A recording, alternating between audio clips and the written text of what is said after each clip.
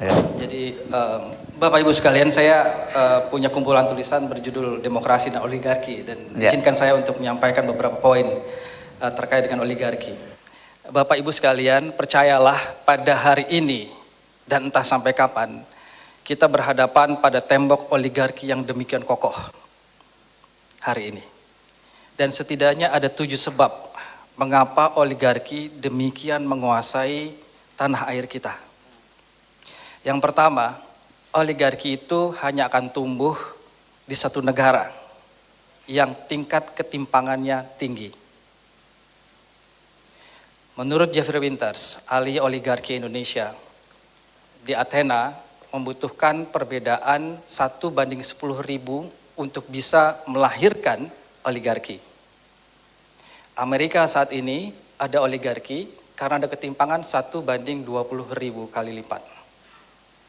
Jeffrey Winters di sekitar tahun 2014, 8 tahun yang lalu, dia mengatakan ketimpangan di Indonesia itu sekitar 463.000 kali lipat. Dan sekarang jumlahnya double, diperkirakan 800.000 kali lipat. Makanya ada kalangan sultan yang sangat luar biasa hidupnya. Ya. Ada yang mereka di perbatasan mau makan saja makan umbi-umbian layaknya ternak. Jangan bisa diharapkan kalau kita bisa melawan oligarki dengan mudah dengan ketimpangan yang ada seperti itu. 10% orang terkaya di Indonesia hari ini menguasai kue ekonomi kita sebesar 75%. Artinya kita semua sisanya yang 90%, eker-ekeran berebut yang 25%. Jadi jangan bayangkan demokrasi kita, pemilu kita akan baik-baik saja. Konsep one man one vote akan berjalan kalau ketimpangan demikian hebat. Karena satu orang bisa membeli ribuan, belasan ribu suara. Dan 10.000 di Jakarta mungkin nothing. Ya, itu 5 kali parkir itu. Tapi 10.000 di daerah terpencil meaningful. Dan itu yang menjadi sasaran oligarki. Oligarki tidak akan pernah mengarahkan amunisinya ke wilayah urban, perkotaan, tidak. Dia akan menyasar ke wilayah-wilayah itu. Oligarki dengan proksinya, dengan pasukannya, akan memilih kampung ketimbang kompleks untuk bergerilya. Karena itu tadi, oligarki hanya akan tumbuh kalau ada ketimpangan, dan itu berarti rakyat miskin. So, tantangan kita ke depan adalah memakmurkan negara ini. Itu kuncinya. Itu kuncinya kalau kita ingin terbebas dari oligarki.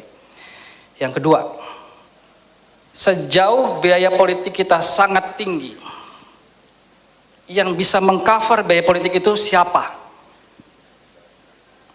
Oligarki. Partai politik pasti akan bergantung, atau siapapun yang ingin maju di dalam kontestasi politik, mengingat demikian mahalnya kehidupan politik, pasti akan, atau bukan pasti, akan sangat wajar kalau bersentuhan dengan investor politik yang namanya oligarki. Salah satunya adalah karena ada prasyarat presidensial threshold itu, 20% kursi, 25% suara. Untuk eligible, untuk bisa memenuhi itu, dari mana uangnya?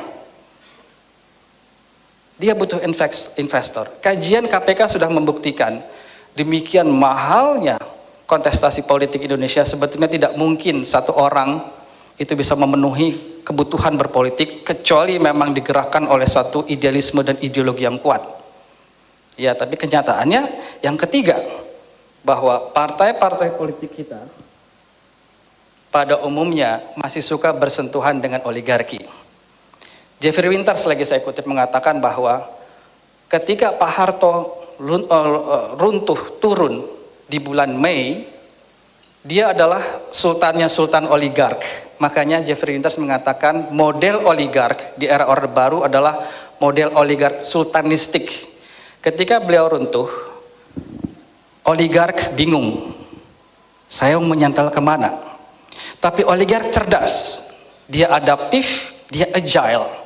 Dia melihat bahwa aturan yang ada sekarang akan memunculkan partai politik sebagai kekuatan baru yang akan menentukan posisi publik. Oleh karena itu, pos Soeharto ramai-ramai oligark mendekat ke partai.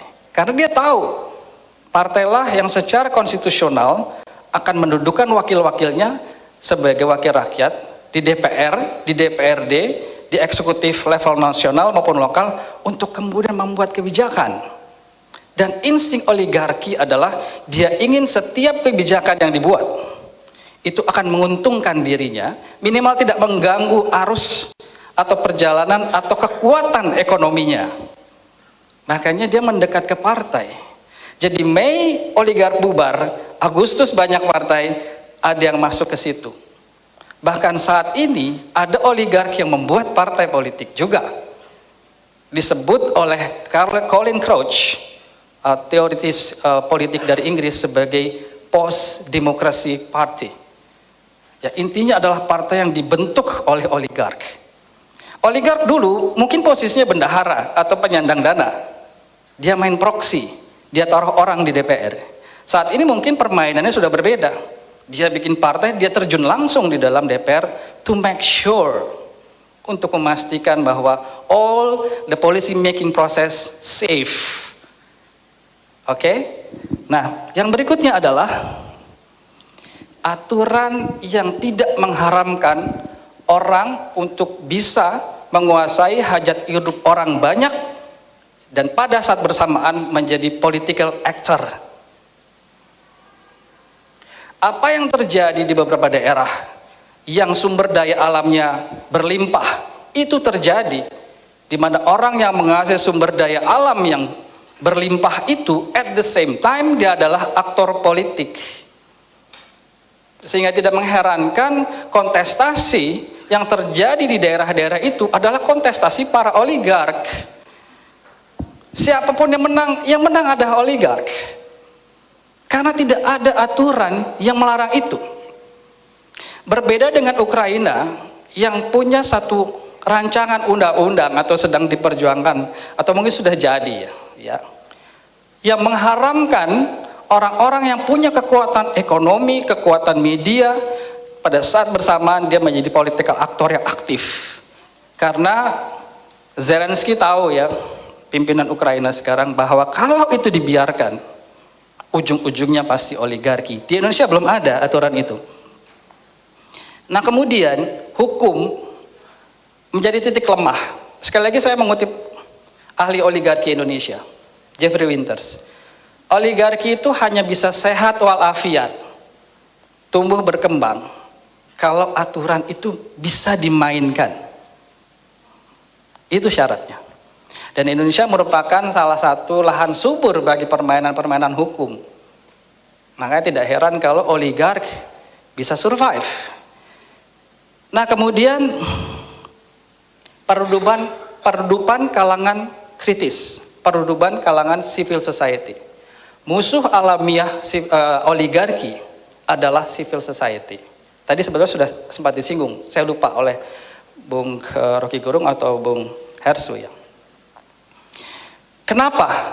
Karena kalau civil society kuat, dia punya prinsip yang namanya self-sufficient. Dia tidak butuh uang, bantuan, sokongan dari oligark. Mereka bisa saling melindungi, mereka bisa saling menyukupi, mereka bisa saling sokong. Sehingga dia bisa mengatakan no buat oligark. Dan oligark akan frustasi kalau civil society kuat. Makanya civil society itu adalah musuh alamiah dari oligarki. Jadi dia seperti katak musuh alamiah laler gitu ya.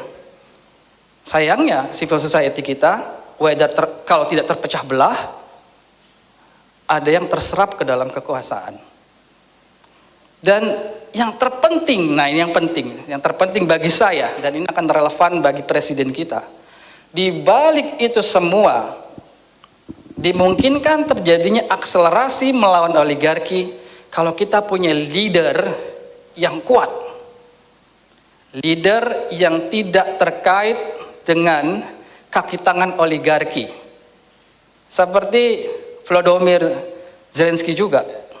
Beliau adalah eh,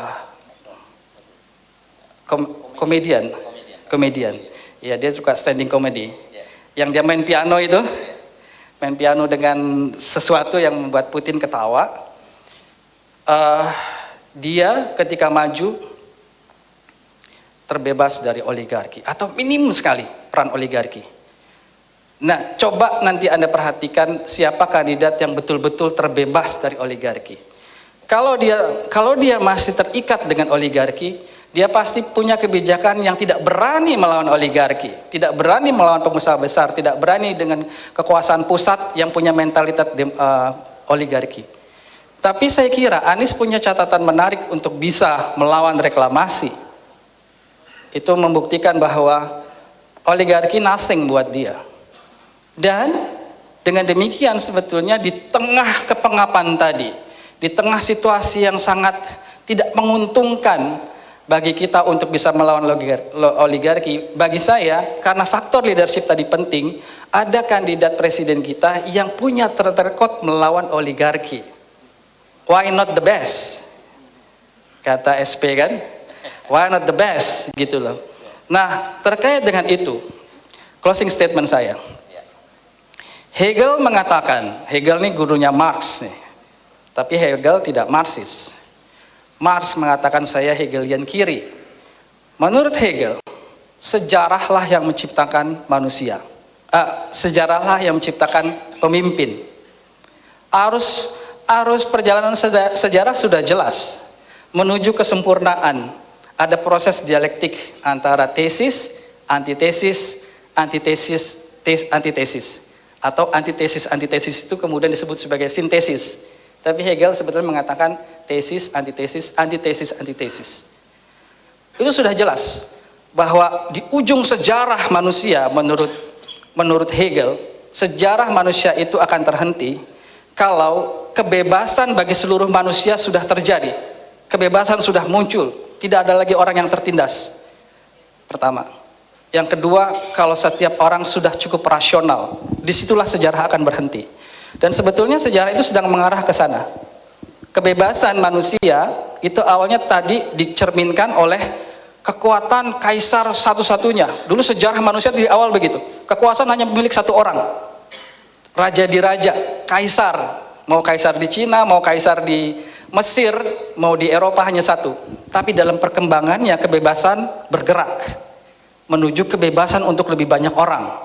Setelah diktatorship, ada oligarki, aristokrasi, dan kemudian demokrasi. Jadi mungkin dugaan Hegel benar bahwa sejarah manusia sedang menuju pembebasan bagi semua. Tapi saya tidak bicara itu. Justru saya ingin melawan tesis Hegel. Bahwa bisa jadi memang sejarah membuat pemimpin yang mendobrak satu tatanan. Tapi bisa jadi seorang pemimpin itu muncul untuk membuat sejarah. Dan saya kira momentum 2024 adalah momen untuk Indonesia kembali membuat sejarah. Sejarah untuk kembali menjadi Indonesia yang sesungguhnya. Sejarah ketika orang Indonesia mengenal lagi karakter jati dirinya. Sejarah ketika Indonesia penuh dengan kebebasan, termasuk kebebasan dari oligarki. Oleh karena itu, pemilu 2024 adalah momen terpenting. Itu adalah momen untuk kita semua membuat sejarah baru. Membuat demokrasi bisa tumbuh bersemi kembali di Indonesia dan mematikan akar-akar oligarki. Karena disitulah sejatinya letak Indonesia yang sesungguhnya. Saya kira demikian. Oh, luar biasa ya. Kita kasih plus ya. Ini kelihatannya beda memang kalau profesor beneran sama profesor honoris causa beda ya. Ya. Ini kelasnya man, luar biasa. Dan saya kira ini menarik banget ya. Ini sebenarnya tadi orasi ya saya sebutnya, bukan sekedar memberikan ini, bagaimana memberikan guidance tentang itu. Dan saya sebenarnya saya sepakat juga, dan saya juga mendorong sebenarnya kalau tadi termasuk mama manis tadi ya, kalau mau memang punya pemimpin yang tidak terjerat oleh oligarki, ya kita yang harus berani. Tadi yang Bung Rocky juga sebenarnya berkali-kali juga menyebutkan kita harus berani share gitu ya, kita harus berani keluar dari jebakan oligarki, karena tadi politik uang yang sangat mahal tadi membuat semua partai politik, membuat semua para kandidat itu kemudian juga terjebak oleh oligarki. Tapi kalau kemudian ada satu figur yang memang cukup kuat gitu, yang Anda percaya betul, believe tadi Pak Taufik tadi cepat menyebutkan begitu ya, kalau sudah sampai pada bahwa ini udah melibatkan perasaan orang ingin benar mendukung itu, ya kita harus berani melakukan itu. Nah, saya sih mendorong teman-teman kalau memang ingin perubahan, saya nggak tahu apakah anda tim suksesnya Anies Baswedan atau Anda tim suksesnya Ganjar dan sebagainya, kalau mau lepas dari oligarki, mulai crowdfunding, ya. Kalau perlu Anda deal dengan partai-partai politik, berapa sih kebutuhannya partai politik itu untuk mendukung orang yang Anda dukung. Dengan cara begitu Anda yang kontrol, bukan partai politik lagi. Partai politik di direct. Dan saya kira partai politik juga senang kalau ada kesadaran macam itu ya. Oke, terima kasih. Mudah-mudahan saja pertemuan kita ini memberikan manfaat dan kita akan terus membangun. Dan saya ingatkan jangan hanya berhenti pada diskusi, ya. Mulai action, ya. Harus mulai ada gerakan yang action. Kalau cuma habis di dalam ruang diskusi ini kita nggak akan pernah berubah bangsa ini, gitu ya. Terima kasih. Saya Arsun Arif dari Forum News Network. Sampai jumpa lagi. Assalamualaikum warahmatullahi wabarakatuh.